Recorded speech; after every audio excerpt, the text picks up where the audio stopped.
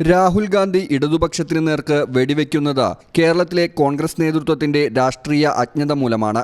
ലീഗിന്റെ കൊടി പിടിച്ചാൽ ഉത്തരേന്ത്യയിൽ ബിജെപിക്ക് ഇഷ്ടമാകില്ലെന്ന് കേരളത്തിലെ കോൺഗ്രസ് നേതൃത്വം ഭയക്കുന്നതുകൊണ്ടാണ് കോൺഗ്രസും ലീഗും വയനാട്ടിൽ പതാകയെ പണയം വെച്ചിരിക്കുന്നത്.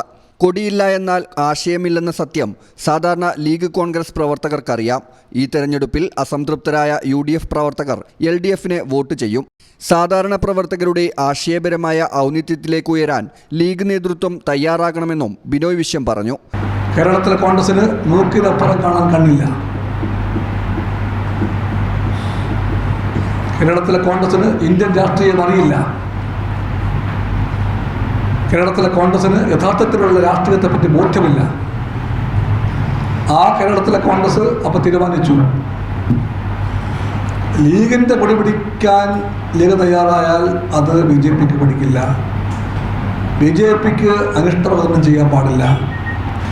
അപ്പോൾ അങ്ങനെ ആയതുകൊണ്ട് ലീഗിനോട് മാത്രമായിട്ട് കൊടി പിടിക്കണമെന്ന് പറയാൻ പറ്റില്ല.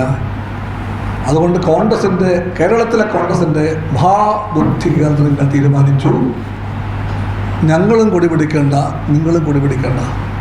രാഹുൽ ഗാന്ധിയിൽ ഇടതുപക്ഷത്തിന് പ്രതീക്ഷയുണ്ട്. പക്ഷേ അദ്ദേഹം ഈ തെരഞ്ഞെടുപ്പിന്റെ രാഷ്ട്രീയം ഉൾക്കൊള്ളുന്നില്ല.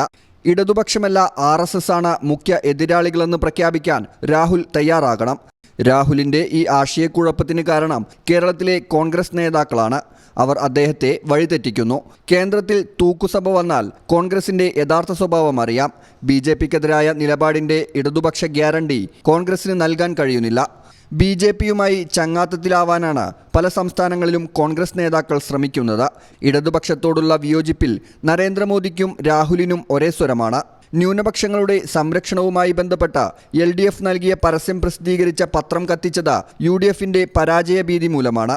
ഈ തെരഞ്ഞെടുപ്പിൽ LDFന്റെ വിജയം സുനിശ്ചിതമായ സന്ദർഭത്തിൽ UDFനും BJPക്കും വിരളിയാണ്. സർവേകൾ പണം നൽകുന്നവർക്കായി സൃഷ്ടിക്കപ്പെടുന്നതാണ്. അതെല്ലാം തന്നെ ജനം തള്ളിക്കളയുമെന്നത് ഉറപ്പാണ്.